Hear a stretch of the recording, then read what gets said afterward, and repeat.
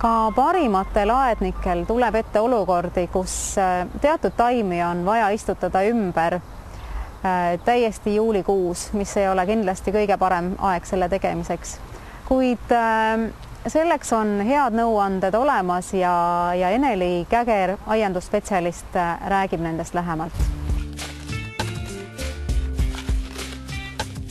Et kui nüüd kevadel on ümber istutada parem, et on nagu niiskem või sügisel, et suvel tuleb hästi hoolikalt taime kasta, et see istutus auk oleks eelnevalt märjaks kastetud, ennem kui me taime maast välja kaevame, et ka see taime ümbrus oleks siis märg, et võimalikult palju seda mulda, millest see taim on kasvanud, kaasa saada.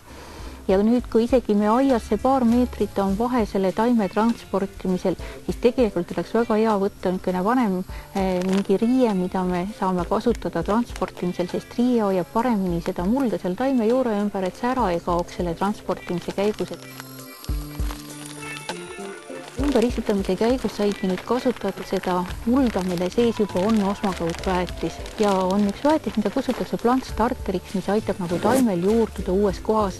Et selliseid taimi nüüd tegelikult ei maksaks nüüd see aasta kindlasti rohkem väetada, et temal on nüüd see väetis seal sees olemas. Tihti hoiavad taimesõbrad silma peal just juulis algavatel allahindlustel. Sageli on need taimed sellised, mis on näljased, ei näe enam kõige paremad välja. Mida selliste taimede istutamisel teada?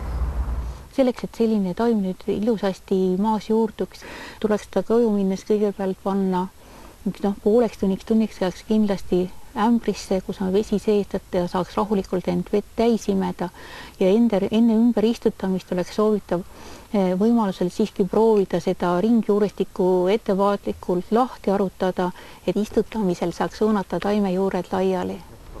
Istutamise käigus leidsime siit aiast ka jahukastet. Millega on tegemist ja kui suures ulatuses ta võib taimi kahjustada? Jahukaste hakkab tegelikult levima siis, kui taim on nõrk.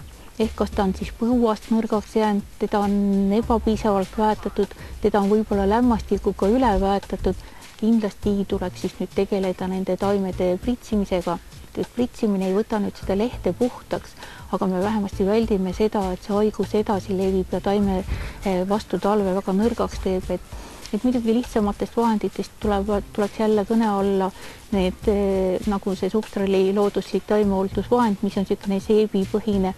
Võib teha muidugi ise neid taimeleotisi, tegelikult aitab päris hästi jahukasteliste seente vastu ka nõrga väetise veega pritsimine, sest jahukastelised seened ei talu seda, kui nende keskkond äkki muutub, kas liiga happeliseks, liiga aluseliseks ja samuti häirib neid, kui me neid väetame, sest nemad ei ole harjunud, et neid väetatakse. Aianduspoodides võib tugevama nakkuse puhul siis otsida kindlasti niisugust mürki, mille nimi on topaas ja muidugi on väga kaval teha kas siis taimest pilt või võtta päris see leht kaasa, sest müüja oskab tavaliselt selle baasil ära öelda, kas tegu on haiguse või kahjuriga, sest enamus neid mürke, mis poes müüakse, kui ta on mõeldud kahjurite vastu, siis ta haiguste vastu ei aita ja vastupidi, et ütleme, et need looduslikud vahed, need ongi nagu ainult niisugused universaalsed, et mis mõjuvad nii haigustele kui kahjuritele.